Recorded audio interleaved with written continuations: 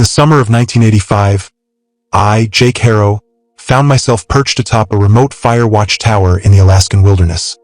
a solitary guardian tasked with protecting an untamed expanse of nature from the threat of wildfire. The tower, a fragile outpost of weathered wood and glass, stood as a lone sentinel amidst a sea of spruce and pine,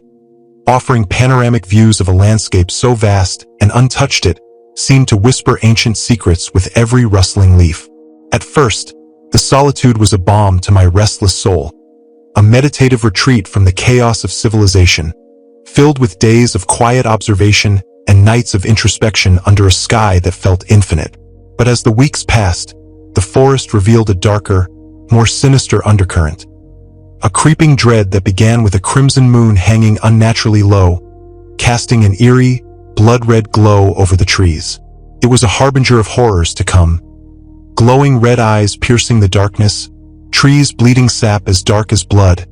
and a faceless entity that stalked the tower with a relentless, predatory gaze that seemed to peer into my very soul. What started as a summer job transformed into a descent into terror, a confrontation with something ancient, unknowable, and malevolent that left me questioning the boundaries of reality itself. As you immerse yourself in this chilling tale, ask yourself, could you endure the crushing isolation of a fire watch tower, knowing something sinister might be lurking in the shadows, watching your every move? Would you dare to face the unknown if it stared back at you with glowing red eyes that seemed to burn with an otherworldly intent? A solitary outpost in the heart of the Alaskan wilderness. The opportunity to work as a fire watcher came to me in the spring of 1985, a whispered promise of escape that I couldn't resist. I was 24 years old, a restless spirit living in Anchorage, Alaska, where I scraped by on odd jobs, bartending at a dive bar on the weekends, hauling supplies for a local hardware store during the week, while dreaming of something greater, something that would pull me out of the monotony of city life. I'd always been drawn to the wild, to the raw, untamed beauty of nature that seemed to call to me in a way I couldn't fully explain. So when I saw the posting for a fire watch tower job, 3 months in a remote outpost, monitoring the forest for signs of fire, with a modest stipend that would cover my rent for the rest of the year, I applied without a second thought. The solitude appealed to me on a primal level. I craved the silence, the chance to disconnect from the world and immerse myself in the rhythm of the wilderness, to live for a while in a place where the only sounds were the wind in the trees and the distant cry of a hawk. I imagined days spent watching the landscape shift under the sun's golden light, nights filled with the soft glow of a lantern and the pages of a good book, the world reduced to the simple act of being. Looking back, I wish I'd never seen that posting, never set foot in that forest, never climbed the stairs to that tower. The journey to the tower was a pilgrimage into the heart of the Alaskan wilderness, a land both breathtaking in its beauty and foreboding in its vastness. I left Anchorage in my beat-up Ford truck, a relic from the 1970s that rattled with every bump in the road, its engine groaning as I pushed it north along highways that gradually dissolved into gravel tracks, then into rutted dirt paths that seemed to lead nowhere but deeper into the unknown. The city's lights faded in my rearview mirror, replaced by an endless expanse of forest, spruce and pine stretching to the horizon, their needles a deep, vibrant green that shimmered in the sunlight like a sea of emeralds. The air was crisp, tinged with the scent of resin and damp earth, a smell that spoke of centuries undisturbed by human hands, of a land that had existed long before me and would continue long after I was gone. The silence was profound, broken only by the occasional cry of a hawk circling overhead or the rustle of leaves in the wind, a sound that seemed to carry a warning I couldn't yet decipher, a whisper of something ancient and watchful. As I drove deeper into the wilderness, the forest grew denser, the trees taller and more imposing,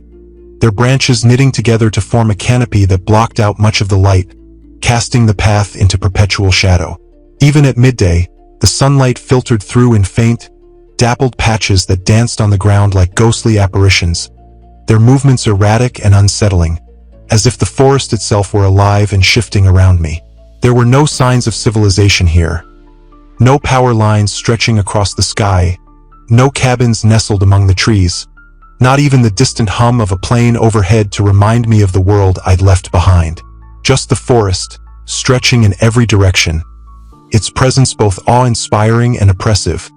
A living entity that seemed to press in close, its silence heavy with unspoken secrets. I thought of the predators that roamed these woods. Grizzly bears with claws like daggers, wolves that hunted in silent packs, moose with antlers like jagged spears, and felt a flicker of unease, a primal instinct that stirred in the back of my mind, warning me of dangers I couldn't yet see. But I pushed it aside, focusing instead on the adventure ahead, the promise of solitude that awaited me at the tower. The path ended abruptly at the base of a steep ridge, the tower's silhouette barely visible through the trees. A lonely sentinel perched on the highest point for miles, its outline stark against the pale blue sky. I parked my truck, the engine ticking as it cooled in the crisp air, and stepped out, the ground beneath my boots soft with pine needles and moss. The forest pressed in close, the trees towering over me like ancient guardians, their bark rough and scarred with the passage of time, some bearing the claw marks of bears or the faded scars of lightning strikes from storms long past. I shouldered my pack, filled with the essentials. Clothes, a few novels, canned goods, a flashlight, and a small first aid kit, and began the climb, my boots crunching against the uneven ground as I followed a narrow trail that wound its way up the ridge. The path was overgrown with ferns and roots that snaked across the ground like tripwires, forcing me to watch my step as I ascended, my breath coming in short, sharp bursts as the air grew colder, the scent of pine sharper with every step. The silence deepened, broken only by my own labored breathing and the occasional snap of a twig underfoot, a sound that seemed to echo through the forest like a gunshot, as if the wilderness itself were listening, waiting. At the summit, the trees parted, revealing the Fire Watch Tower in all its weathered glory, a structure that seemed both humble and intimidating in its isolation. It was a simple construction, built of wood and glass, its paint peeling in long, curling strips, the faded gray revealing the raw wood beneath, streaked with moss and lichen that clung to its surface like a second skin. The windows glinted in the late afternoon sun, their glass streaked with grime but reflecting the light like the eyes of some watchful beast, a silent observer in the wilderness. A metal staircase spiraled up its side to an observation deck, the railing rusted but sturdy, its surface cold to the touch as I gripped it, the metal creaking softly under my weight. The deck offered a 360-degree view of the endless forest below, a sea of green that stretched to the horizon, broken only by the jagged peaks of distant mountains, their tips dusted with the first hints of snow despite the summer season. The tower stood alone, a tiny outpost in a wilderness that felt alive with secrets, its presence both a comfort and a challenge, a refuge from the world, but also a reminder of how small I was in the face of nature's vastness. Inside, the tower was sparse but functional, a single room that smelled of old wood, dust, and the faint tang of propane from the stove. Windows lined every wall, offering panoramic views of the Alaskan wilderness. The glass scratched and clouded in places, but clear enough to see for miles, the forest unfolding below like a living map. A small cot sat against one wall, its mattress thin and sagging, the springs creaking as I tested it with my weight, the blanket threadbare but clean, its faded blue a stark contrast to the warm tones of the wood. A desk with an old typewriter occupied another corner, its keys yellowed with age, the metal frame rusted at the edges, a relic from a time when these towers were the only line of defense against wildfires. A two-burner propane stove sat nearby, its surface scratched and dented from years of use, a small stack of pots and a kettle resting on a shelf above it, their metal tarnished but functional. A single chair, its wood splintered and worn, completed the meager furnishings, its legs uneven on the creaky floorboards, forcing me to balance carefully as I sat. A narrow closet housed a few supplies, canned goods like beans and peaches, a first aid kit with bandages and antiseptic, and a stack of faded maps, their edges curled and yellowed, the ink faded but still legible, marking trails and landmarks that had long since been swallowed by the forest. A radio hung on the wall, its antenna bent but functional, a lifeline to the outside world in case of emergency. Its surface scratched and dented from years of use. I tested it, the static crackling to life as I turned the dial, the sound a harsh contrast to the silence of the tower, a reminder of the world I'd left behind. The space was cramped, the air musty with the scent of age and disuse, but it felt like a sanctuary, a place where I could lose myself in the rhythm of the wild, where the only demands were those I placed on myself. I unpacked my belongings, arranging my books on the desk. Moby Dick for its depth, The Haunting of Hill House for its chills, a few pulp thrillers for lighter reading. My clothes in the closet, my flashlight on the shelf above the cot, its beam a comforting promise in the darkness. I stood at the window, my breath fogging the glass as I looked out over the forest, the sun dipping low on the horizon, painting the sky in shades of orange and pink, the trees below swaying gently in the breeze,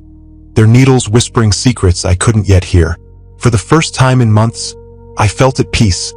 the weight of the world lifting from my shoulders as I settled into my new home. The first few weeks were a revelation, a quiet symphony of solitude that soothed my restless spirit, each day blending into the next in a rhythm that felt both timeless and eternal. My mornings began with the sunrise, the golden light spilling over the treetops like liquid fire, casting long shadows that stretched across the forest floor, the air cool and crisp against my skin as I stood on the observation deck, binoculars in hand. I scanned the horizon for the telltale plume of smoke that would signal a fire, my eyes tracing the contours of the landscape,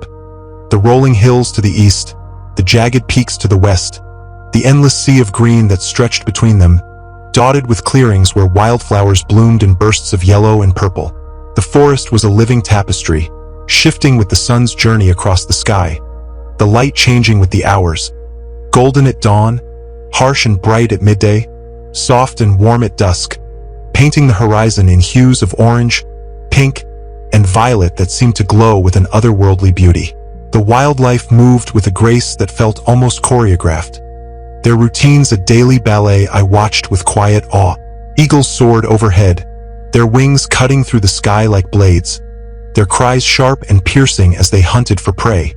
their shadows passing over the tower like fleeting ghosts. Deer grazed in clearings, their ears twitching at the slightest sound, their movements cautious but graceful, their coats a soft brown that blended with the forest floor. Occasionally, a bear would lumber through the underbrush, its massive form a reminder of the forest's untamed power, its fur matted with dirt and leaves, its growl a low rumble that carried on the wind, sending smaller creatures scurrying for cover. I'd watch them all, my notebook in hand, jotting down observations, dates, times, species, behaviors, a record of the forest's life that felt like a small act of connection in the vastness of my isolation. My evenings were consumed with routine, a comforting ritual that grounded me in the solitude. I'd write my daily reports on the typewriter, the clack of the keys a steady rhythm in the stillness, the sound echoing off the wooden walls as I documented the day's observations. No smoke, no fire, just the quiet hum of the forest, its beauty a constant companion. After the reports, I'd cook a simple meal on the stove. Beans heated in a pot, a slice of bread toasted over the flame, the aroma filling the tower with a warmth that felt like home. Then I'd settle in with a book, the lantern casting a soft glow across the pages, the words a portal to other worlds, other lives, a way to escape the isolation without leaving the tower. I'd read late into the night, the forest outside cloaked in darkness, the moonlight filtering through the windows in silver beams that danced on the floor, the shadows shifting with the breeze, a quiet symphony that lulled me into a sense of peace. The forest was mesmerizing, its beauty both serene and primal, a world untouched by the chaos of humanity, and I felt like an intruder, a quiet observer in a realm that didn't need me, didn't want me, and yet tolerated my presence with a kind of indifferent grace. I relished the solitude, the chance to exist without the weight of expectation, to simply be in a place where time seemed to stand still. But beneath the tranquility, there was a whisper of something darker, a shadow that lingered at the edges of my perception, a creeping unease that I couldn't quite name, waiting for the right moment to reveal itself. The crimson moon and the first stirrings of dread. It was a late summer night, nearly a month into my stay, when the first cracks appeared in the illusion of peace, a subtle shift that marked the beginning of my descent into terror. I was hunched over my desk, the lantern casting a warm, flickering glow across the page as I typed my daily report, the clack of the keys a steady rhythm in the stillness, a sound that had become as familiar as my own heartbeat. The air was cool, the windows fogged with my breath, the condensation streaking the glass in patterns that caught the lantern's light, creating faint, ghostly shapes that seemed to move in the corner of my eye. The forest outside was cloaked in darkness, the moon hidden behind a veil of clouds, the night so black I could barely make out the shapes of the trees, their outlines swallowed by the void. I'd grown accustomed to the sounds of the night, the rustle of leaves as the wind moved through the canopy, the distant hoot of an owl perched in a nearby spruce, the occasional howl of a wolf echoing through the trees, its mournful cry a reminder of the wildness that surrounded me. But that night, something felt different, a subtle shift in the air that I couldn't quite place. It started as a creeping unease, a sensation that settled over me like a shroud, slow and insidious, wrapping itself around my chest until I could feel it pressing against my ribs, a weight that made it hard to breathe. My skin prickled, the hairs on the back of my neck standing on end, as if the tower itself were holding its breath, waiting for something to happen, something I couldn't yet see. I paused, my fingers hovering over the typewriter's keys, the report half finished, the words blurring on the page as my focus wavered. I tried to shake it off, to chalk it up to the isolation, the long hours alone in the tower playing tricks on my mind, but the feeling wouldn't leave, growing stronger with each passing moment, a primal instinct that whispered of danger, of something watching me from the darkness. I stood, stretching my aching muscles, the chair creaking beneath me as I moved to the window, the floorboards groaning under my weight, the sound loud in the silence, a jarring note that made me flinch. I wiped the condensation from the glass with my sleeve, the fabric leaving streaks on the window as I peered out into the night, my breath fogging the glass anew as I pressed my face close, trying to see beyond the darkness. The clouds had parted, revealing the moon, and what I saw stopped me cold, my breath catching in my throat as a chill ran down my spine, sharp and cold as a blade. The moon hung low in the sky, far lower than I'd ever seen it, as if it had descended to rest just above the treetops. Its surface so close I felt I could reach out and touch it, its presence oppressive, suffocating. Its usual silver hue was gone, replaced by a deep, intense crimson that seemed to pulse with a life of its own. A bloody glow that cast an eerie light over the forest below, transforming the landscape into something alien, something wrong. The trees, once a comforting green, now glowed with a visceral, blood-red hue, their needles shimmering in the moonlight like they were dipped in crimson paint, their branches casting shadows that twisted and writhed on the forest floor, moving with an unnatural rhythm that made my stomach churn. The light was otherworldly, bathing the wilderness in a vibrant shade of red that seemed to seep into everything. The ground, the rocks, the air itself, turning the familiar landscape into a surreal tableau, a glimpse into a realm that didn't belong to this world. The sight was beautiful in a haunting, terrible way, a nightmare made manifest, its beauty laced with a dread that settled deep in my bones, a primal instinct that screamed at me to run, to hide, to flee from whatever had caused this unnatural phenomenon. But I couldn't move, couldn't look away, my eyes locked on the crimson moon, its glow reflecting in my pupils, filling my vision with red, as if it were trying to pull me into its orbit, to drown me in its light. "Jake?" A voice crackled over the radio, jolting me from my trance, the sound harsh and grating in the silence, making me jump as my heart leapt into my throat. I grabbed the receiver, my hands trembling slightly as I fumbled with the device, the cold metal slick against my sweaty palms as I responded, my voice tight with the fear I couldn't shake. "This is Jake, go ahead." It was Sam, my boss, stationed at the main office in Anchorage, one of the few people I interacted with during my time in the tower, his voice a lifeline in the isolation, a tether to the world I'd left behind. His tone was gruff but warm, a comforting familiarity that contrasted sharply with the dread that was coiling in my gut, tightening with every second I stared at the moon. "How's the night out there?" he asked, his voice casual, unaware of the terror that was beginning to take root in my mind. The crimson light casting eerie shadows across the tower's wooden floor, their shapes distorted menacing. I cast another glance at the moon, its glow seeping through the windows, painting the room in shades of red, the shadows on the walls shifting as if alive, their movements slow and deliberate, like the forest itself was watching me, waiting. Different? I replied, my voice tight, the word feeling inadequate to describe the scene before me.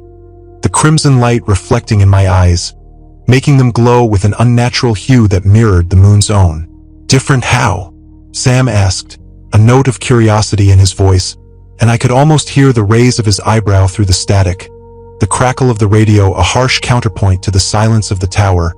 a reminder of the distance between us, of how alone I truly was. Well, Sam, you ever seen the moon sit so low? I asked, my gaze locked on the strange sight, the crimson light seeping into my vision,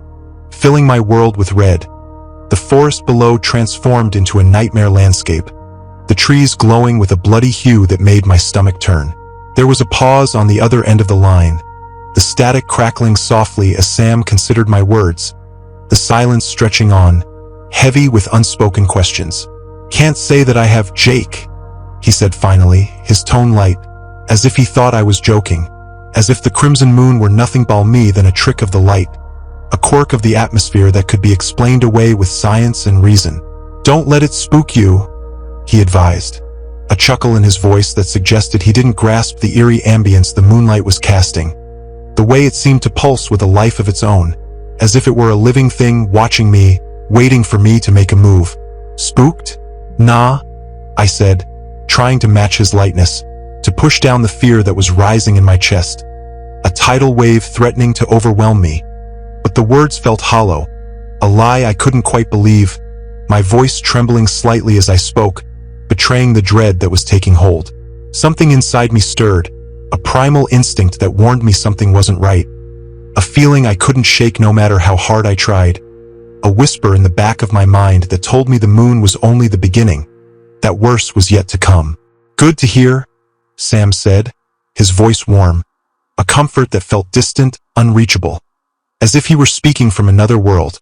a world where the moon was silver and the forest was safe, a world I no longer belonged to. But I was no longer listening, my attention pulled back to the window, to the crimson glow that bathed the forest in its unnatural light, the shadows of the trees stretching long and thin, their shapes distorted, like skeletal hands reaching out from the darkness. My eyes caught a flicker of movement at the edge of the forest, a sight that made my heart lurch in my chest, a jolt of fear that sent my pulse racing, the rhythm a frantic drumbeat against the silence. There, in the undergrowth, a pair of eyes reflected the crimson moonlight, glowing red against the darkness like twin embers in the night, their light piercing through the shadows, cutting through the red haze like a blade. They were fixated on the tower, fixated on me, their gaze unwavering, intense, and almost predatory,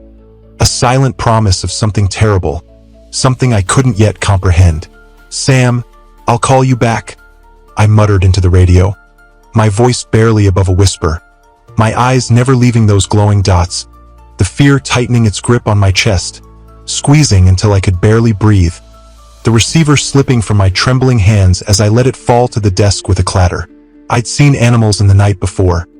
their eyes reflecting the light of my flashlight as I scanned the forest, a common sight in the wilderness, the glow of a deer's eyes a soft amber, the wary gaze of a fox a faint green. But this was different, so different it made my blood run cold, my skin prickling with a sudden rush of adrenaline. These weren't the curious, skittish eyes of a forest creature, the kind that would dart away at the first sign of danger, their movements quick and fleeting. These eyes were intent, focused, their glow carrying a weight that felt almost sentient, as if whatever was watching me knew I was there, knew I was afraid, and relished my fear, feeding on it like a predator savoring the scent of its prey. With a shaky breath, I stepped back from the window, my movements slow and deliberate, as if any sudden motion might provoke whatever was out there, my back pressing against the wall, the wood cool and rough against my skin, a fragile barrier between me and the darkness outside. My heart pounded in my chest, the sound loud in my ears, a frantic rhythm that drowned out the rustle of the leaves, the hoot of the owl, the howl of the wolf, all the sounds of the night that had once been a comfort now twisted into something menacing, something that spoke of danger lurking just beyond the glass. My skin tingled with a sudden rush of adrenaline, a primal mix of fear and fascination wrestling inside me, the fear urging me to hide, to barricade the door, to flee, while the fascination held me in place, drawing me back to the window, to the glowing red eyes that seemed to burn with an otherworldly intent. The night passed without further incident, but sleep eluded me. The image of those glowing red eyes burned into my mind like a brand, a haunting vision that replayed behind my closed lids every time I tried to rest. I lay on my cot, the blanket pulled tight around me, the fabric rough against my skin, offering little comfort as I stared at the ceiling, the crimson moonlight filtering through the windows, casting eerie shadows that danced on the walls, their movements slow and deliberate, like the forest itself was alive, watching me, waiting for me to let my guard down. Every rustle of leaves, every creak of the tower as it settled in the wind, sent my heart racing, my mind conjuring images of what might be lurking outside. A bear? A wolf, or something worse? Something that didn't belong to this world. Something that had come with the crimson moon to haunt the forest, to haunt me. By the time the first light of dawn crept over the horizon, I was exhausted, my eyes gritty with fatigue, my body aching from the tension that had kept me rigid through the night, every muscle coiled tight, ready to spring at the slightest sound. The forest outside looked normal again, the crimson glow replaced by the soft golden light of morning, the trees their familiar green, the shadows soft and natural, no longer twisted into nightmare shapes. I made myself a strong cup of coffee, the bitter aroma a small comfort in the stillness, the steam rising in lazy curls as I held the mug in my trembling hands, the warmth seeping into my fingers, grounding me in the moment. I tried to shake off the lingering unease, to convince myself that it had been a trick of the light, a product of my isolation, but the memory of the glowing red eyes lingered, a shadow at the edges of my thoughts, a reminder that the forest was no longer the sanctuary I'd thought it to be. Determined to reclaim my routine, to push back against the fear that threatened to consume me, I decided to go about my day as planned, to chop wood for the stove, to focus on the mundane tasks that had once brought me comfort, hoping they could anchor me in the face of the unknown. The bleeding tree and the forest's darkening mood. The morning air was crisp as I descended the tower's stairs, the metal creaking under my weight, the sound echoing through the clearing, a harsh note in the stillness that made me wince, my nerves still raw from the night before. I carried my axe in hand, its weight a comforting presence, the handle smooth and worn from years of use, the blade sharp and gleaming in the sunlight, a tool that felt like a lifeline in the face of the forest's strangeness. The cool breeze tingled against my skin, carrying the scent of pine and damp earth, a smell that had once been a comfort but now felt heavy with the weight of the unknown, a reminder of the crimson moon and the glowing eyes that had haunted my dreams. The forest seemed to have returned to normal, the trees swaying gently in the wind, their needles glinting in the sunlight, their green a stark contrast to the blood-red hue of the night before, but the memory of that unnatural light lingered, a shadow at the edges of my thoughts, a whisper of dread that I couldn't shake. I walked toward a small tree at the edge of the clearing, a slender spruce with a straight trunk, its bark rough under my fingers as I ran my hand along its surface, testing its strength, its suitability for firewood. I needed to chop wood for the stove, a mundane task that I hoped would ground me, give me something to focus on besides the growing unease that gnawed at my mind, the fear that had taken root in the darkness and refused to let go. I took a few practice swings, the axe biting into the wood with a satisfying thud, the sound sharp and clear in the morning air, the vibration traveling up my arms as the blade sank deep, the tree shuddering under the impact. I swung again, the rhythm of the motion calming my nerves, the physical exertion a release for the tension that had built up overnight, each strike a small act of defiance against the fear that threatened to overwhelm me. But as the tree began to lean, a dark red liquid seeped from the cut, dribbling down the trunk in slow, viscous streams, staining the grass at the base a deep, rusty hue that made my stomach lurch, the sight so unexpected, so wrong, that I froze, my breath catching in my throat. I stared at the unusual sight, my mind struggling to process what I was seeing, the axe hanging limply in my hand as I took a step back, my boots sinking into the soft earth, the ground cold and damp beneath me. It was sap, I realized, but unlike any sap I'd ever seen, unlike the clear amber liquid I'd expected, the kind that smelled of pine and glistened in the sunlight, a natural part of the forest's cycle. This sap was a deep, visceral red,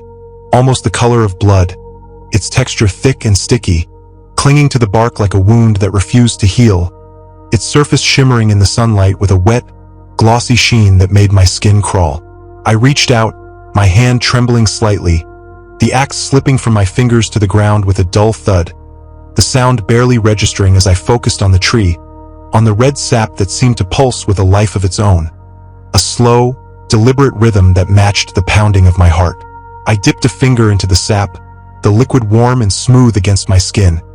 its heat a stark contrast to the cool morning air, the warmth seeping into my flesh like a living thing, its texture sticky and thick, coating my fingers in a thin, glistening film. The scent hit me then, a metallic tang that filled my nostrils, sharp and acrid, like the smell of pennies left too long in the rain, a smell that reminded me of blood, of iron, of something primal and wrong. I rubbed the sap between my fingers, the warmth spreading, the stickiness clinging to my skin, refusing to let go, the sensation sending a shiver down my spine, a feeling of surrealism washing over me, as if I'd stepped into a nightmare from which I couldn't wake. First the crimson moon, then the glowing red eyes, and now a bleeding tree. Each incident seemed to build on the last. A crescendo of strangeness that I couldn't ignore. A series of events that felt like pieces of a puzzle I didn't want to solve. A puzzle that promised only terror and despair. I stepped back, my mind swirling with thoughts, the axe forgotten on the ground as I stared at the tree, its red sap a stark contrast against the green of the forest, a violation of the natural order that hinted at something darker lurking beneath the surface, something ancient and malevolent that had been awakened by the crimson moon, something that had turned the forest into a place of nightmares. The scene felt like a wound, a crack in the fabric of reality, a glimpse into a world where the rules I'd always known no longer applied, where the forest itself was alive with a malevolent intent, watching me, waiting for me to make a mistake. I left the tree as it was, its wound still weeping, the red sap pooling at its base, staining the grass a deep rusty brown, the color spreading like a disease, a blight on the forest floor. I returned to the tower empty-handed, my boots heavy with mud, my mind a whirlwind of thoughts, the weight of the day's events pressing down on me like a physical force, a burden I couldn't shake. I climbed the stairs slowly, each step a monumental effort, my legs trembling with a mix of fear and exhaustion, the metal creaking under my weight, the sound a harsh reminder of my isolation, of how alone I was in this place, how far from help, how far from safety. As evening rolled around, the strange incidents of the day weighed heavy on my mind, the image of the bleeding tree lingering like a ghost in my thoughts, a haunting vision that refused to fade, its red sap a symbol of the forest's transformation, a sign that something was terribly wrong. I found myself restless, pacing the small space of the lookout tower, my footsteps loud on the creaky floorboards, the sound echoing off the walls, a rhythmic counterpoint to the pounding of my heart. My eyes darted to the windows, to the forest beyond, the sun dipping below the horizon, painting the sky in shades of orange and pink, a beauty that felt hollow, tainted by the dread that had taken root in my chest. The twilight was quickly swallowed by a deep, suffocating darkness, the kind of darkness that seemed to have weight, that pressed against the windows, seeking a way in, a darkness that felt alive with intent. The forest felt more alive than ever, the nocturnal creatures beginning their nightly chorus. The rustle of leaves as small animals moved through the underbrush, the distant hoot of an owl perched in a nearby tree, its call mournful and haunting,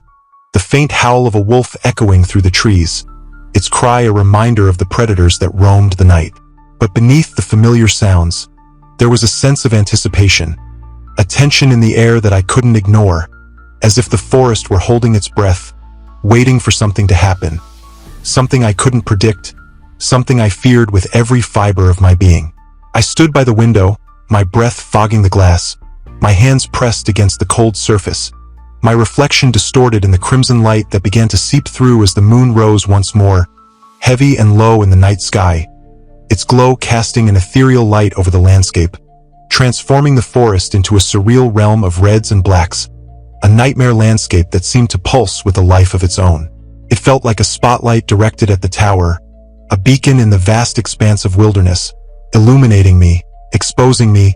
making me a target for whatever was out there,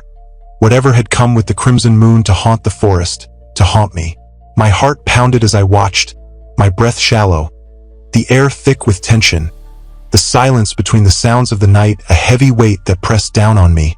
filling me with dread. And then there they were again, the glowing red eyes, appearing at the edge of the forest, their light more intense than the night before,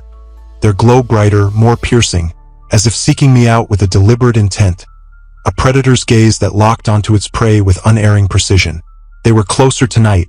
the red glow burning through the darkness, cutting through the crimson haze like a beacon, their gaze swiveling toward the tower, toward me, pinning me in place with their intensity. I felt a knot tighten in my stomach, a chill creeping down my spine, cold and sharp, as I watched the eyes move, slowly and methodically, making their way toward the tower, their approach deliberate, unhurried, as if they knew I had nowhere to go, nowhere to hide. My heart thundered in my chest, the sound loud in my ears, drowning out the rustle of the leaves, the hoot of the owl, the howl of the wolf, all the sounds of the night that had once been a comfort now twisted into something menacing, something that spoke of danger, of death, of something ancient and malevolent that had come to claim me. I quickly locked the door, the bolt sliding into place with a loud clank that echoed in the silence, the sound a harsh reminder of my vulnerability, of how fragile the tower was, how easily it could be breached by whatever was out there. I kept my eyes trained on the approaching figure, the ominous glow growing stronger, closer, its light casting eerie shadows across the clearing, the shapes distorted, menacing, like the forest itself was conspiring against me, working with the entity to trap me, to break me. A primal fear swelled within me, an instinct screaming at me to hide, to run, to flee from the tower, from the forest, from the crimson moon and the glowing eyes that haunted my every moment. But there was nowhere to go, nowhere to escape the terror that had taken hold of my life. The entity stopped a few yards from the tower, still just a pair of glowing red eyes in the dark, its form shrouded in shadow, its presence a cold weight that pressed down on me, filling the air with a palpable dread. It seemed to be studying me, its gaze never wavering, a silent predator assessing its prey, weighing my fear, my resolve, my ability to fight back. It stayed there for what felt like an eternity, the crimson moonlight casting its glow across the clearing, the air thick with tension, the silence between us a heavy weight that seemed to stretch on forever, each second an agony of anticipation, of waiting for the inevitable, for the moment when the entity would strike, when the nightmare would become real. Finally, as the first light of dawn began to bleed into the sky, the crimson glow fading to a soft pink, the eyes disappeared, melting away into the receding darkness,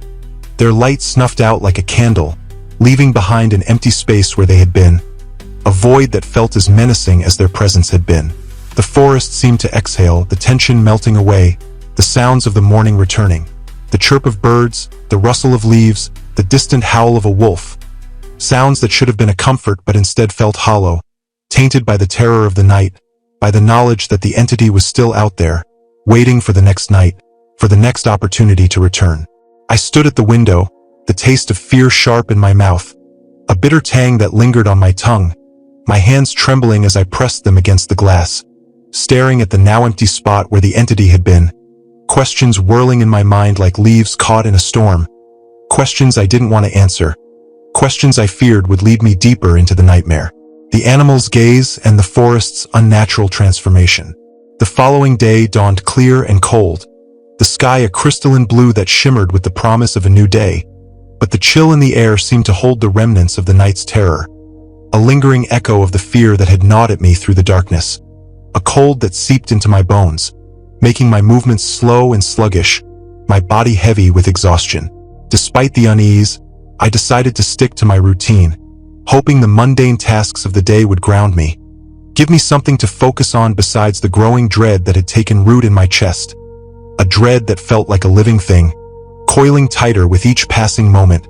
threatening to choke me with its intensity. I needed to check on the tree I'd tried to chop down the day before, to see if the red sap had somehow transformed back to normal, and perhaps attempt to cut down a new one. A small act of defiance against the forest's strangeness, a way to reclaim the control that had been stripped away by the crimson moon and the glowing eyes. With my axe in hand, I ventured out toward the tree line, my steps determined but heavy, each one a struggle against the fear that weighed me down. The axe a comforting weight in my hands, its handle smooth and worn, a reminder of the normalcy I was trying to cling to, a tool that felt like a lifeline in the face of the unknown. The forest was quiet, the morning air crisp against my skin, the scent of pine and damp earth filling my lungs, a smell that should have been a comfort but instead felt heavy with the weight of the unknown, a reminder of the bleeding tree, the glowing eyes, the entity that had haunted my nights. The trees swayed gently in the breeze, their needles glinting in the sunlight, their green a stark contrast to the blood-red hue of the night before, but the memory of that unnatural light lingered, a shadow at the edges of my thoughts, a whisper of dread that I couldn't shake, a feeling that the forest was watching me, waiting for me to let my guard down. As I approached the tree I'd cut the day before, I saw that the dark red sap was still trickling from the cuts in its trunk, staining the ground beneath it a deep, rusty hue, the color spreading like a disease, a blight on the forest floor that made my stomach churn. The sight as unsettling as it had been the day before, if not more so. Now that I knew what else the forest held, what else it was capable of, I reached out, my hand trembling slightly, half expecting the sap to have turned back to normal, to have reverted to the clear amber liquid I'd expected. A sign that the forest had returned to its natural state, that the nightmare was over. But it was still there, warm and viscous, its metallic scent filling the air, sharp and acrid, the smell of blood and iron, of something primal and wrong, a smell that made my skin crawl, my breath catch in my throat, my heart pound in my chest. A rustle in the underbrush caught my attention,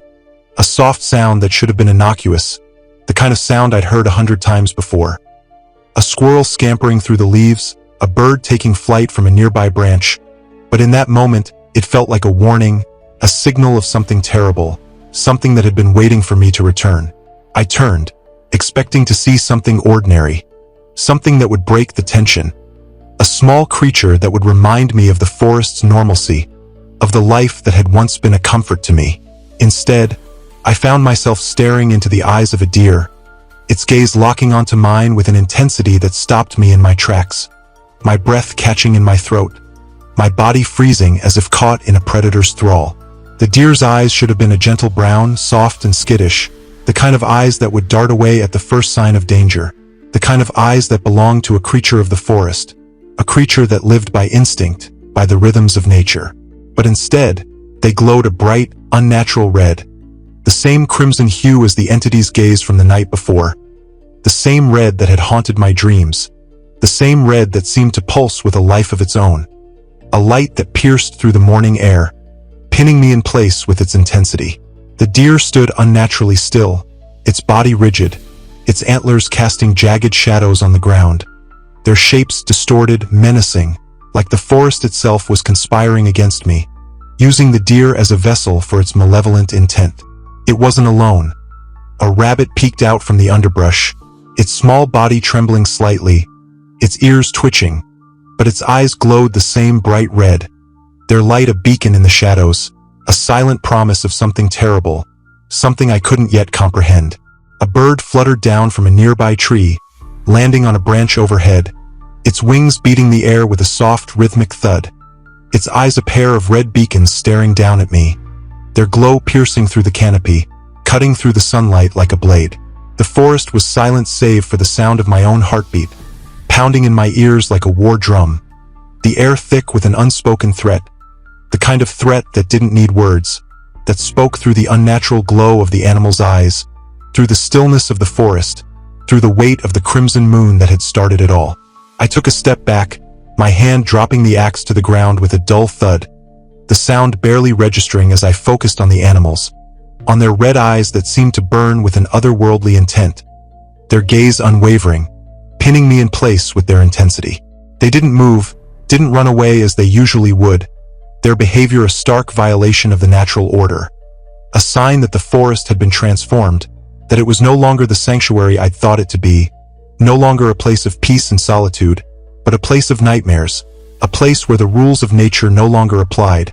where the animals themselves had been touched by something ancient, something malevolent, something that had come with the crimson moon to haunt the forest. 2. Haunt me. I felt a mix of fear and fascination, my mind racing as I tried to make sense of what I was seeing. The forest transforming before my eyes into something alien, something unknown, a place where the familiar had been twisted in, to something terrible, something that defied explanation. Slowly, I backed away, my movements deliberate, my eyes never leaving the animals, their red eyes following me, tracking my every step, their gaze a cold weight that pressed down on me, filling me with dread. I retreated to the tower, the safety of its walls a fragile comfort against the growing strangeness of the wilderness. My boots heavy with mud, my hands trembling as I climbed the stairs, each step a monumental effort, my body shaking with a mix of fear and exhaustion. The weight of the unknown pressing down on me like a physical force, a burden I couldn't shake. Back inside, my hands shook as I reached for the radio, the metal cold against my skin, the surface slick with my sweat as I dialed the frequency to reach Sam, my fingers fumbling with the dial, the static crackling to life with a harsh, grating sound that made me flinch, my nerves raw, my senses heightened by the terror that had taken hold of my life. "Sam, you there?" I asked, my voice trembling in the quiet tower, the words sounding foreign in the stillness, a stark contrast to the chaos in my mind, the fear that threatened to overwhelm me, to break me. There was a brief pause, the static crackling softly before Sam's gruff voice came through, a lifeline in the isolation, a tether to the world I'd left behind, a world that felt so far away, so unreachable, in the face of the forest's transformation. "Yeah, Jake, I'm here. What's up?" he said, his tone casual, unaware of the terror that was coiling in my gut, tightening with every second I thought about the red-eyed animals, the bleeding tree, the entity that had haunted my nights. I took a deep breath, trying to steady myself, the air cold in my lungs, the weight of my experiences pressing down on me like a physical force, a burden I couldn't shake, a terror I couldn't escape. "Sam, I need you to listen, okay? I need you to really listen to what I'm about to say," I said, my voice barely above a whisper, the urgency seeping through despite my efforts to remain calm, the words tumbling out in a rush, a desperate plea for someone to believe me, to understand the nightmare I was living. There was a pause, then Sam's voice, slightly bemused, crackled through the static, a note of curiosity in his tone that felt distant, unreachable, as if he were speaking from another world, a world where the forest was safe, where the moon was silver, where the animals' eyes didn't glow with an unnatural red. "Okay, Jake, you've got my attention. What's going on?" he said, his words a small comfort, a fleeting hope that I could make him understand, that I could find some semblance of sanity in the chaos that had become my life. I gripped the radio tighter, as if the physical contact could lend me the strength to articulate the surreal events I'd been experiencing. The metal cold and hard against my palm, a grounding force in the face of the unknown, a lifeline I clung to with all my might. "It started with the moon," I began, my voice low, the words tumbling out in a rush, a desperate attempt to make sense of the nightmare, to put it into words that could convey the terror, the dread, the surrealism of it all. "It's been hanging low, lower than I've ever seen it before, and it's not its usual color. It's crimson, Sam, like blood." There was silence on the other end, the static a soft hum in the background, a heavy weight that seemed to stretch on forever, each second an agony of anticipation, of waiting for Sam to respond, to believe me, to offer some explanation that could make sense of the madness. Then Sam's voice came back, a note of skepticism in his tone, a note that cut through my hope like a knife, a reminder of how alone I truly was, how far from understanding, how far from safety. "A red moon, huh? Could be an atmospheric thing," he said, his words casual, dismissive, as if the crimson moon were nothing more than a quirk of the weather, a trick of the light that could be explained away with science and reason, a phenomenon that didn't carry the weight of dread, of terror, of something ancient and malevolent that had come to haunt the forest, to haunt me. I cut him off before he could finish, the urgency in my voice rising, a desperate plea for him to understand, to believe me, to see the nightmare through my eyes, to feel the terror that had taken hold of my life. "That's not all, Sam. The trees, they're bleeding." I tried to cut one down, and it oozed dark red sap, And the animals, their eyes are red. Another silence greeted me, longer this time, the static a heavy weight in the air, a reminder of the distance between us, of how far I was from help, from understanding, from safety. I could practically hear the gears turning in Sam's head as he tried to make sense of what I was saying. His silence a judgment, a dismissal, a sign that he didn't believe me, that he thought I was losing my mind, that the isolation had finally broken me. And there's something out there, Sam, I added, my voice dropping to a whisper, the fear raw in my throat, the words a confession, a plea, a desperate attempt to make him understand the terror that had taken hold of my life. It comes at night, glowing red eyes in the dark. It's been watching me every night. Sam's voice came back, disbelief evident in his tone. A note that cut through my hope like a knife. A reminder of how alone I truly was, how far from understanding, how far from safety. Jake, are you sure you're okay out there? You've been alone for weeks. It can play tricks on your mind, you know, he said, his words a dismissal, a judgment, a sign that he thought I was losing my mind, that the isolation had finally broken me, that the crimson moon, the bleeding trees, the red-eyed animals, the entity, were nothing more than figments of my imagination, products of a mind stretched too thin by the solitude of the tower. His words stung, a flicker of annoyance cutting through my fear as I gripped the radio tighter, the metal digging into my palm, a grounding force in the face of his disbelief,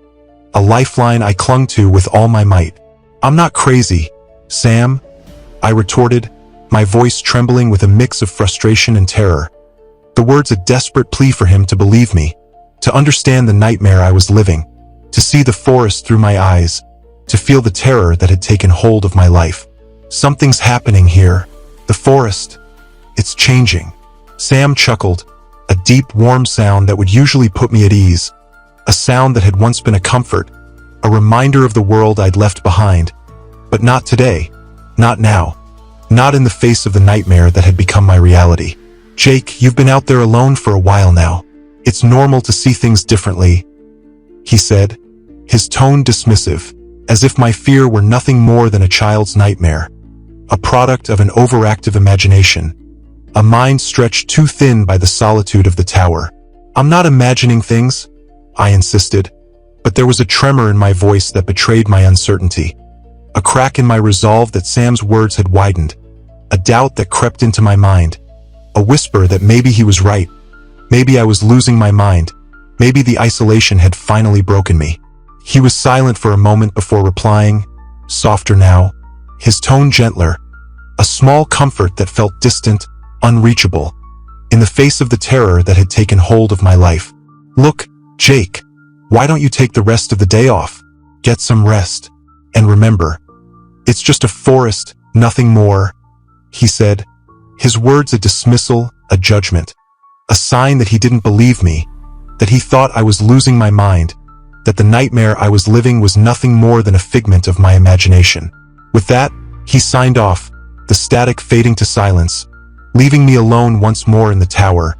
his words echoing in my head, a hollow comfort that did nothing to ease the dread that had taken root in my chest, a dread that grew with each passing moment, with each memory of the crimson moon,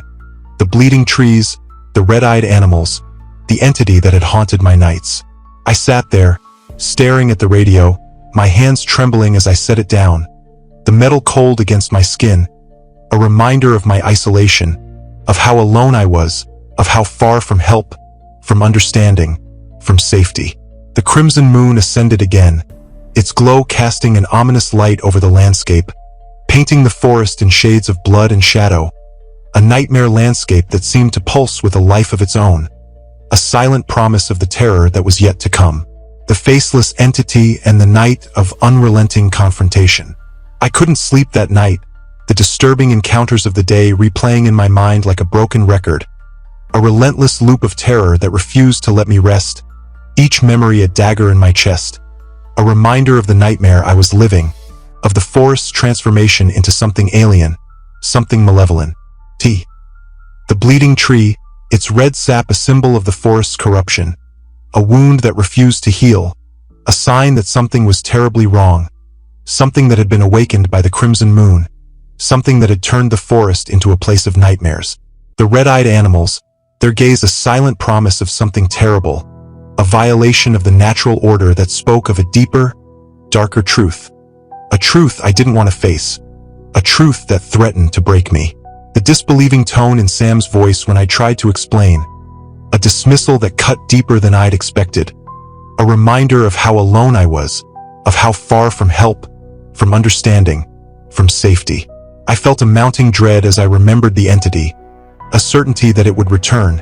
its glowing eyes a haunting promise in the darkness, a promise of terror, of despair, of something ancient and malevolent that had come to claim me, to break me, to pull me into its orbit and never let me go. I sat on my cot, the lantern casting flickering shadows across the walls, the light dancing on the wood, creating shapes that seemed to move, to writhe, to watch me with a silent intent that made my skin crawl. My hands clenched into fists as I stared out the window, the crimson moonlight painting the forest in shades of blood and shadow, a nightmare landscape that seemed to pulse with a life of its own, a silent promise of the terror that was yet to come. And then I saw them, the familiar red glow at the edge of the forest, brighter now, more intense, their light cutting through the darkness like a blade, piercing through the crimson haze with an unerring precision, a predator's gaze that locked onto its prey with a silent intent. But tonight, they weren't alone. A silhouette accompanying the eyes, a form slowly materializing from the shadows, tall and humanoid but wrong in every way. Its presence a cold weight that pressed down on me, filling the air with a palpable dread, a dread that threatened to choke me, to break me, to pull me into its orbit and never let me go. It stood at least 7 feet tall, its proportions distorted, its arms too long, hanging down to its knees, their ends tipped with fingers that seemed to stretch into claws,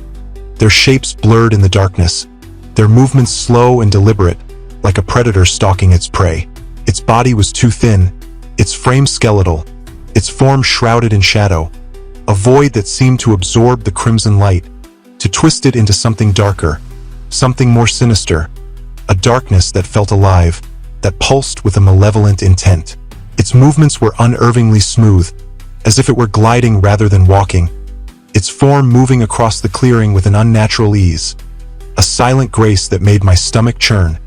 my breath catch in my throat, my heart pound in my chest, the rhythm a frantic drumbeat against the silence. Its head turned upward toward the tower, and I instinctively stepped back, my breath catching in my throat, my body trembling with a mix of fear and dread, the floorboards creaking under my weight, the sound loud in the silence, a jarring note that made me flinch, my nerves raw,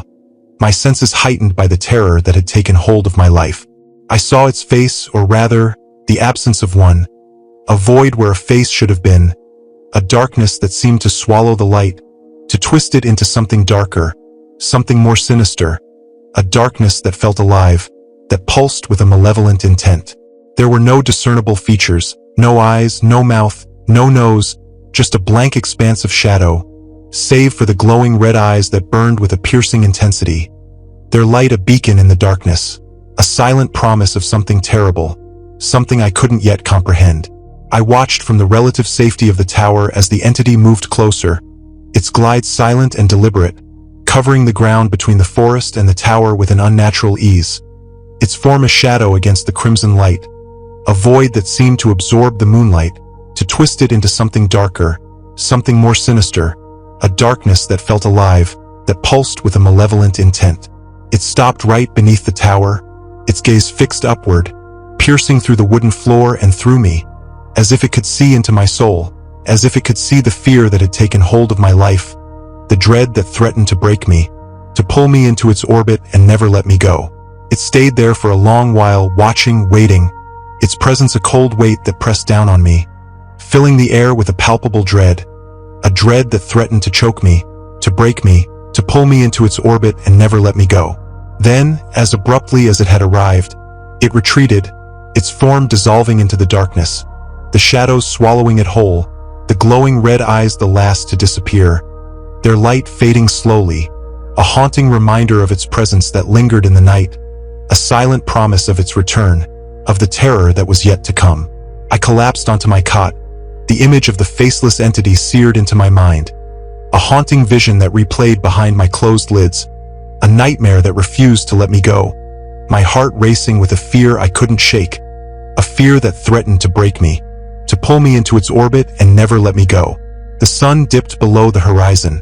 the vibrant blues and greens of the day surrendering to the crimson hues of the night, a nightmare landscape that seemed to pulse with a life of its own, a silent promise of the terror that was yet to come. For the first time since I'd started this job, I dreaded the night, the darkness a harbinger of terror rather than peace, a reminder of the entity, of the glowing red eyes, of the crimson moon that had started it all. But I'd made up my mind. I couldn't live in fear, hiding in this tower every night, jumping at shadows and waiting for the entity to return, for the nightmare to become real. I needed answers, needed to face whatever was lurking in the darkness, to reclaim the forest as a place of solitude rather than dread, to take back the control that had been stripped away by the crimson moon, by the glowing eyes, by the entity that had haunted my nights. I prepared myself, grabbing my flashlight and switching it on, the bright beams slicing through the darkness of the tower, a comforting light that felt like a lifeline in the face of the unknown, a tool that could push back the shadows, that could reveal the truth, that could save me from the nightmare. I tested it against the floor, the light casting a stark, white circle on the wood, the shadows retreating at its touch, a small act of defiance that gave me a flicker of hope,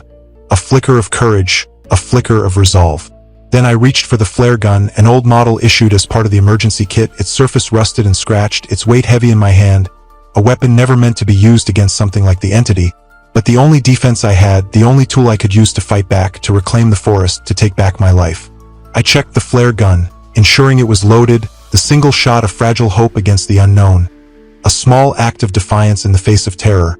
a promise that I wouldn't go down without a fight,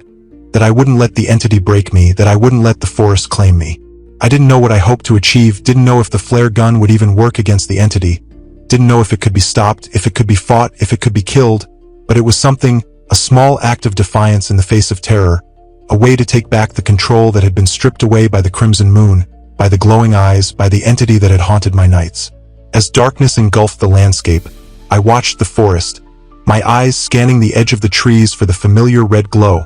my heart pounding with a mix of fear and determination, the flashlight in one hand, the flare gun in the other,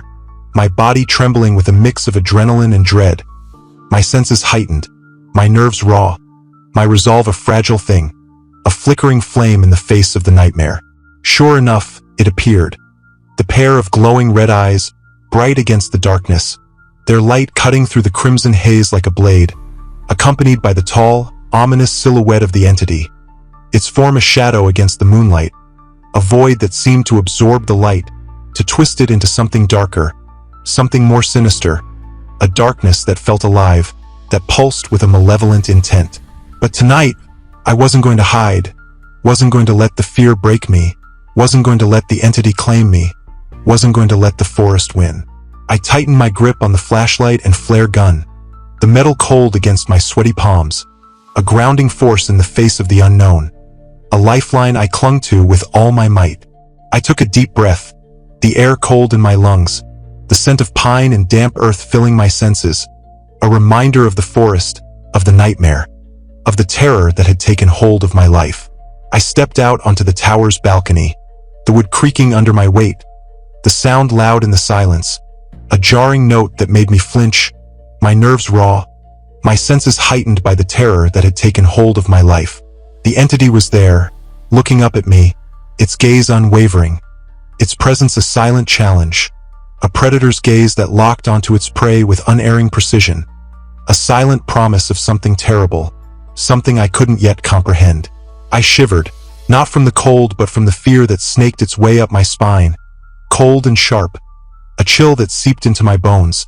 making my movements slow and sluggish, my body trembling with a mix of adrenaline and dread, my heart thundering in my chest, the sound loud in my ears, a frantic drumbeat against the silence. I took one last look at the safety of the tower, the walls a fragile barrier between me and the darkness, a sanctuary that had become a prison, a place of fear rather than peace, a place where the nightmare had taken hold and refused to let go. Then, mustering every bit of courage I had left, a flickering flame in the face of the nightmare, a fragile resolve that threatened to break at any moment. I descended the steps, each one a monumental effort, my legs trembling with a mix of fear and exhaustion. The metal creaking under my weight, the sound echoing through the clearing, a harsh reminder of my vulnerability, of how alone I was, of how far from help, from understanding, from safety. Each step brought me closer to the entity, its gaze a cold weight that seemed to pierce through the darkness. A predator's gaze that locked onto its prey with unerring precision. A silent promise of something terrible, something I couldn't yet comprehend. It was watching me approach, making no move to retreat, to advance, to react in any way. Its stillness a silent challenge, a predator's patience. A sign that it knew I had nowhere to go, nowhere to hide, nowhere to escape the terror that had taken hold of my life. I was a few yards away now, the tower behind me. A fragile sanctuary that felt so far away, so unreachable, the entity before me. Its faceless form illuminated by the crimson moonlight, its elongated arms hanging at its sides, their ends tipped with fingers that seemed to stretch into claws, their shapes blurred in the darkness, their movements slow and deliberate, like a predator stalking its prey. Its glowing red eyes locked on mine, their light a beacon in the darkness, a silent promise of something terrible, something I couldn't yet comprehend, a predator's gaze that seemed to pierce into my soul, to see the fear that had taken hold of my life, the dread that threatened to break me, to pull me into its orbit and never let me go. I raised my flashlight, the beam slicing through the darkness to illuminate the entity, its form wavering in the light like an illusion, rippling on the edge of reality, a shadow that seemed to absorb the light, to twist it into something darker, something more sinister, a darkness that felt alive, that pulsed with a malevolent intent. Up close, it was even more unnerving, its shape shifting and distorting, as if it existed in a space between worlds, a creature that didn't belong to this reality, a nightmare made manifest, a terror that defied explanation. Ignoring the chill of fear crawling up my spine, cold and sharp, a chill that seeped into my bones, making my movements slow and sluggish, my body trembling with a mix of adrenaline and dread. I raised the flare gun, my hand trembling as I pointed it at the entity, the flashlight shaking in my other hand, the beam wavering, my own fear betraying me, a fragile resolve that threatened to break at any moment. "Can you understand me?" I called out, my voice echoing through the silent forest, the words sounding small in the vastness of the night. A desperate plea for answers, for understanding, for some semblance of sanity in the face of the nightmare. The entity didn't respond, didn't move, its crimson eyes unblinking, staring back at me with an intensity that made my skin crawl, a predator's gaze that seemed to pierce into my soul, to see the fear that had taken hold of my life, the dread that threatened to break me, to pull me into its orbit and never let me go. "I don't want to hurt you," I continued, swallowing the lump in my throat, my voice trembling with fear and desperation. The words a desperate plea for peace, for understanding,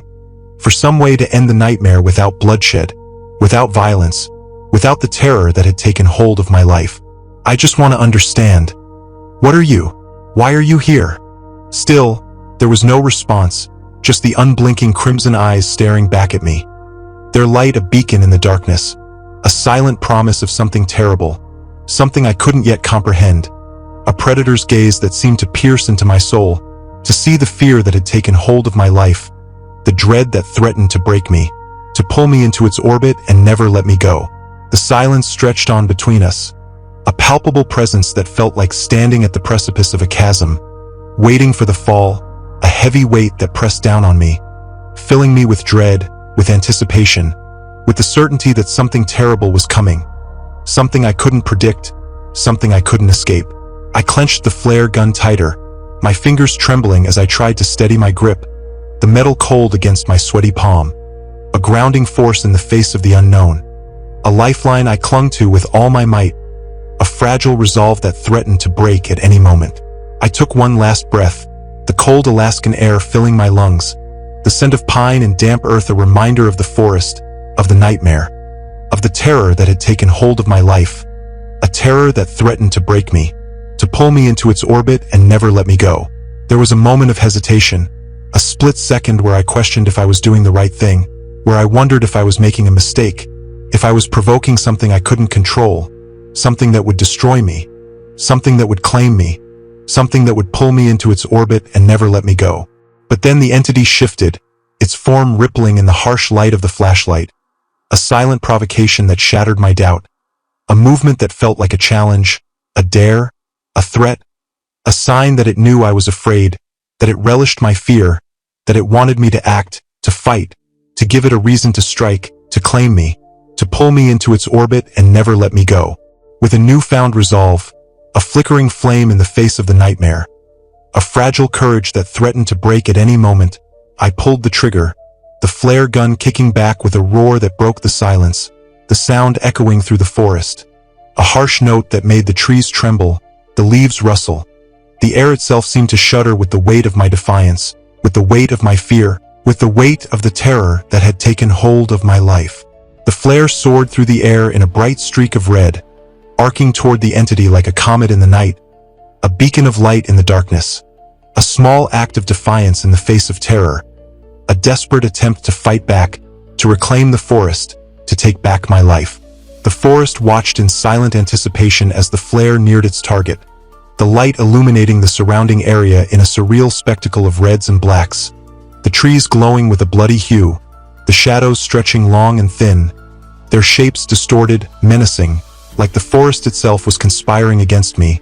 working with the entity to trap me, to break me, to pull me into its orbit and never let me go. Then, with a burst of blinding light and heat, the flare hit the entity, the night erupting in a momentary blaze that turned the forest into a nightmare of shadows and flame. The light so bright it seared my eyes, forcing me to squint, to shield my face with my arm, the heat washing over me in a wave, the air thick with the scent of the spent flare, sharp and acrid against the crisp night, a smell that filled my lungs, that burned my throat, that reminded me of fire, of destruction, of the terror that had taken hold of my life. I squinted through the dissipating smoke, my heart hammering in my chest, the sound loud in my ears, a frantic drumbeat against the silence, my breath held, my body trembling with a mix of fear and anticipation, waiting to see the aftermath, to see if I'd won, if I'd fought back, if I'd reclaimed the forest, if I'd taken back my life. The entity stood there, unaffected, the flare having done nothing more than create a temporary light show, its form still and unyielding in the darkness, a shadow that seemed to absorb the light, to twist it into something darker, something more sinister, a darkness that felt alive, that pulsed with a malevolent intent. But something had changed. Its glowing eyes burned brighter now, a piercing red gaze that locked onto me with a new intensity, a silent fury that sent a shiver down my spine, a chill that seeped into my bones, making my movements slow and sluggish, my body trembling with a mix of adrenaline and dread, my resolve a fragile thing, a flickering flame in the face of the nightmare, a flame that threatened to go out at any moment. In the silence of the aftermath, I realized I'd made a grave mistake. The entity no longer still, its form stirring with a slow, deliberate movement that filled me with dread, a movement that spoke of anger, of retribution, of something ancient and malevolent that had been provoked, that had been awakened, that had been given a reason to strike, to claim me, to pull me into its orbit and never let me go. The air was thick with the scent of the spent flare, sharp and acrid, a reminder of my defiance, of my fear, of the terror that had taken hold of my life, a terror that threatened to break me, to pull me into its orbit and never let me go. As I stood there, the spent flare gun useless in my hand, the metal cold against my sweaty palm, a hollow weight that offered no comfort, no protection, no hope, the entity began to move, gliding toward me with a smooth, silent motion that felt like a nightmare unfolding in slow motion, a terror that stretched the seconds into an eternity, each moment an agony of anticipation, of dread, of the certainty that something terrible was coming, something I couldn't predict, something I couldn't escape. Every instinct screamed at me to run, to retreat to the relative safety of the tower, to hide behind its fragile walls, to barricade the door, to flee from the entity, from the forest, from the crimson moon and the glowing eyes that had haunted my every moment. But something kept me rooted to the spot, a mix of fear and fascination, a primal instinct that held me in place, that drew me to the entity, that made me want to understand, to know. to face the nightmare rather than run from it. The flashlight and empty flare gun were clutched tightly in my hands, my fingers trembling, the metal cold against my sweaty palms, a grounding force in the face of the unknown. A lifeline I clung to with all my might, a fragile resolve that threatened to break at any moment. Its movements were methodical, each inch it covered a deliberate act, a predator's patience, a silent promise of something terrible, something I couldn't yet comprehend, a terror that stretched the seconds into an eternity, each moment an agony of anticipation, of dread, of the certainty that something